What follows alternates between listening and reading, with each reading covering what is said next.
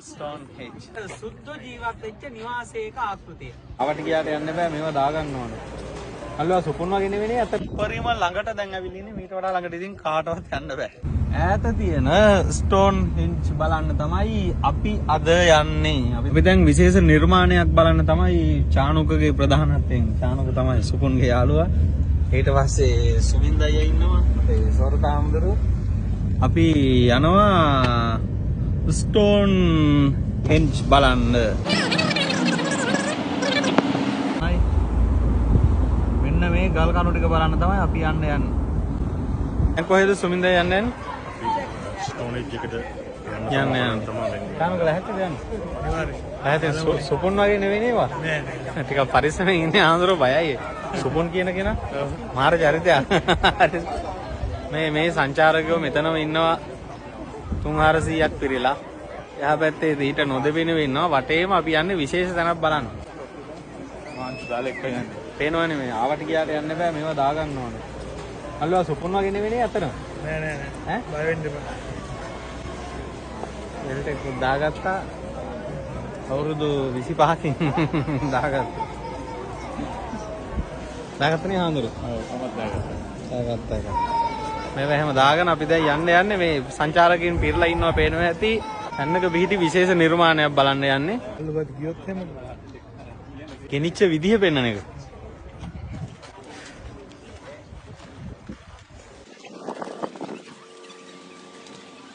ඉස්සර සුද්ධෝ ඉඳලා තියෙන ගෙවල්.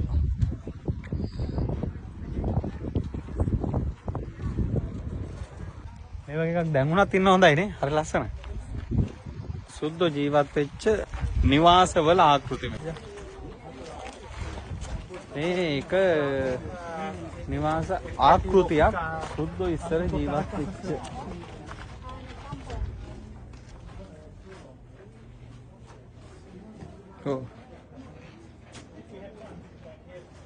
ලී වලින් තමයි මේ අදන් හදාන්න තියෙන්නේ.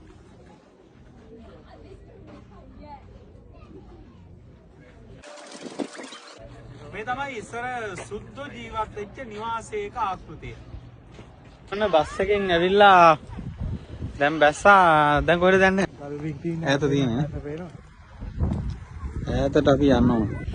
අපි දැන් ලන්ඩන් වල ඉඳලා කිලෝමීටර් 120ක් 130ක් විතර දුර ගෙවාගෙන පැය දෙකකට වැඩි කාලයක් ආපු තැන විශාල වපසරියක විහිදෙන තනිතලා භූමියක් තැන්නක්.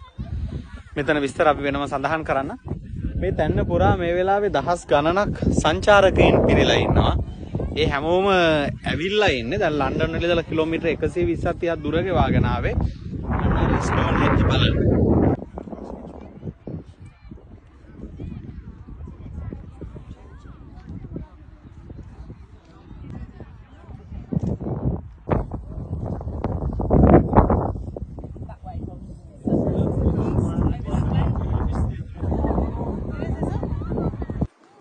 ස්ටෝන් හෙන්ජ් එංගලන්තයේ සැලිස්බරි කියන මෙන්න මේ මහා තෘණ භූමියේ නැත්නම් තනිතලා භූමියේ තමයි ස්ටෝන් හෙන්ජ් පිහිටලා තියෙන්නේ.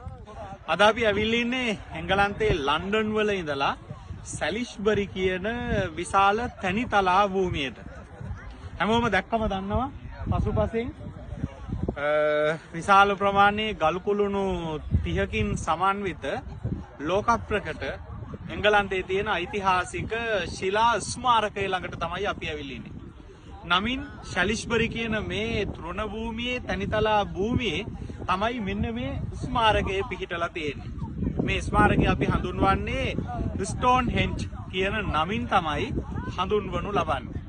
එතකොට යුරෝපීය නැත්නම් ලෝක ඉතිහාසයේ පාෂාණ යුගයට තමයි මේ ස්මාරකය මෙහි නිර්මාණය වෙලා තියෙන්නේ. එතකොට කුමක් අරවයාද මේ ටොන් ගණනාවක් බර දැවැන්ත ගල්කුළු මත මීටර 110ක විශ්කම්භයේ සහිත කවාකාර මේ ගොඩනැගිල්ල නිර්මාණය කරලා තියෙන්නේ.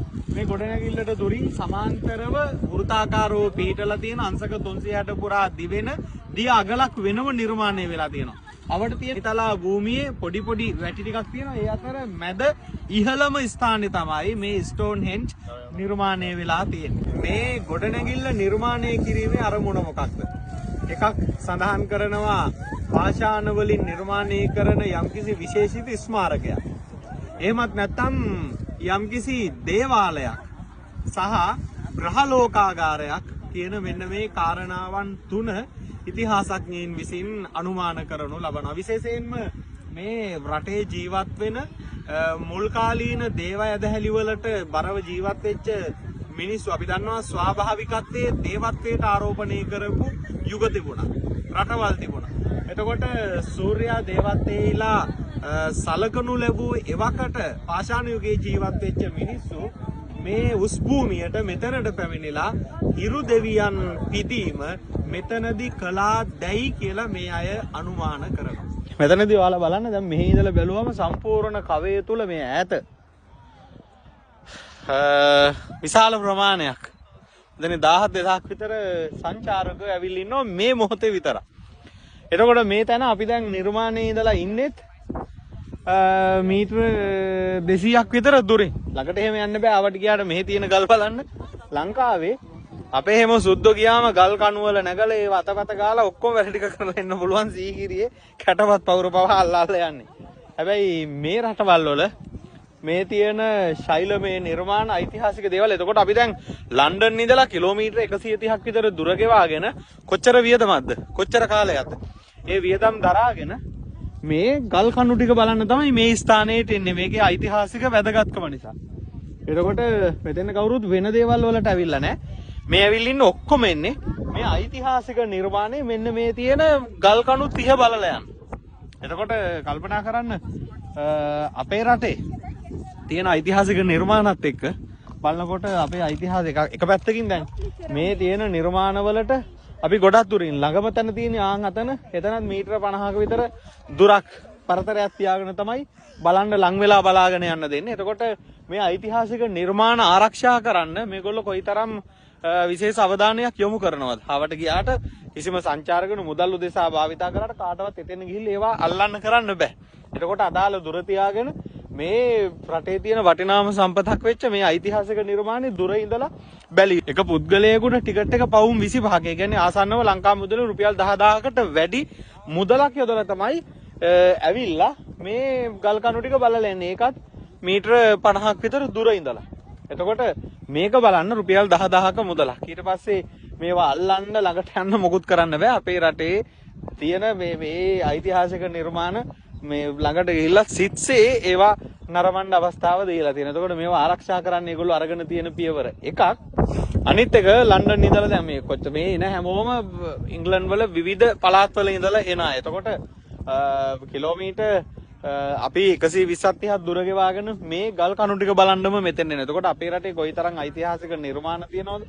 එතකොට මේ වෙනුවෙන් ලොකු මුදලක් යොදවලා ලොකු දුරක් ගෙවාගෙන සංචාරක ක්ෂේත්‍රයට මේ රටේ සංචාරක කර්මාන්තයට මේ දේවල් කොහොමද පාවිච්චි වෙන්නේ කියලා මම හිතන්නේ බලලා අපිට ඉගෙන ගන්න බොහෝ දේවල් තියෙනවා. අපි ඔන්න එන්න පුළුවන් උඩරිම ළඟට දැන් ඇවිල්ලා ඉන්නේ. මීට වඩා ළඟට ඉතින් කාටවත් යන්න බෑ. ස්ටෝන්හෙන්ජ් ස්මාරකය, ශිලා ස්මාරකය. මේක දේවාලයක්ද? ඊට පස්සේ ඓතිහාසික මොනවාරි විශේෂ ස්මාරකයක්ද? එහෙමත් නැත්නම් ග්‍රහලෝකාගාරයක්ද කියන වගට තාම ස්ථිර හඳුනා ගැනීමක් නෑ. විවිධ එතෙන් එන්න පුළුවන්කම ලැබුණා අපේ සුමින්ද අයියා හින්දා. සුමින්ද අයියා තමයි අපි වද එතෙන් එක්කන් ආවේ. සුමින්ද නිතර මෙහෙට එනවා. විශේෂයෙන් වෙලාවල් වලට එනවා. ඉතින් අපි ආපු නිසා අපිට බෙල්ට් එකකුත් දාගෙන ඔන්න අපි එක්කන් අද ආවා.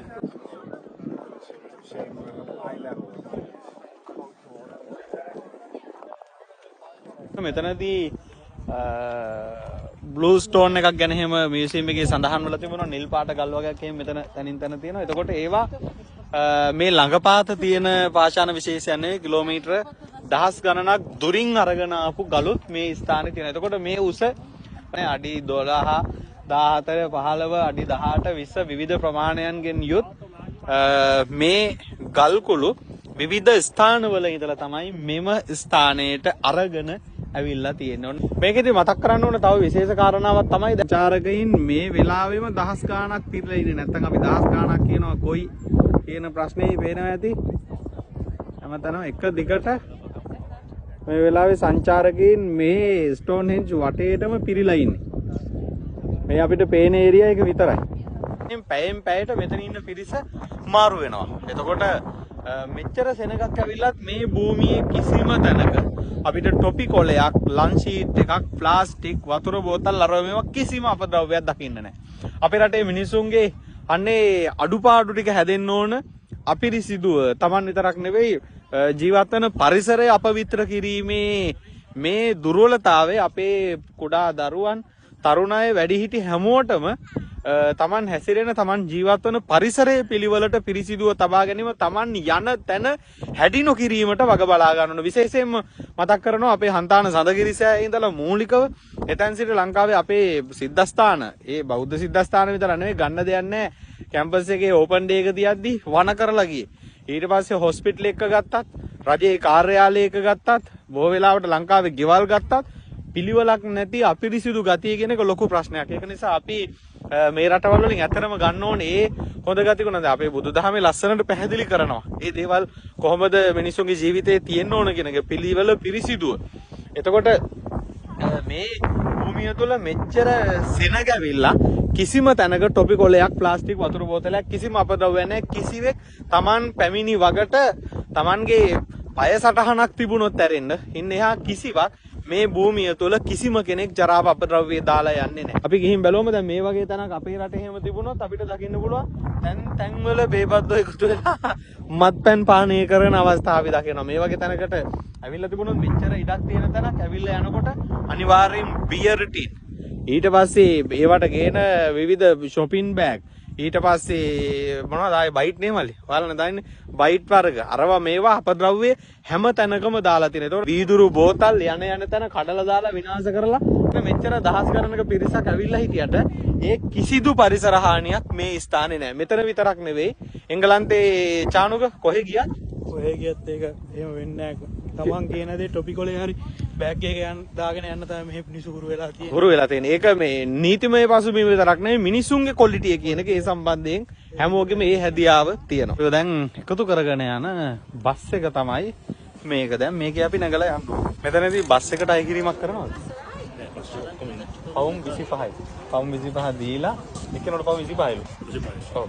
25 දීලා ඊට පස්සේ මියුසියම් එක, මෙතන තියෙන විශාල මියුසියම් එක, ඒක බලලා ඇවිල්ලා බස් එකට නගින්න ඕනේ. ඊට පස්සේ කිලෝමීටර් 1.5ක් විතර දුර එතෙන් අරගෙන ගිහින් බස්සලා අපි එතන බලලා ඉවරුණාට පස්සේ ආපහු බස් එකේම මෙතනට අපිව ගෙනවිත් දානවා.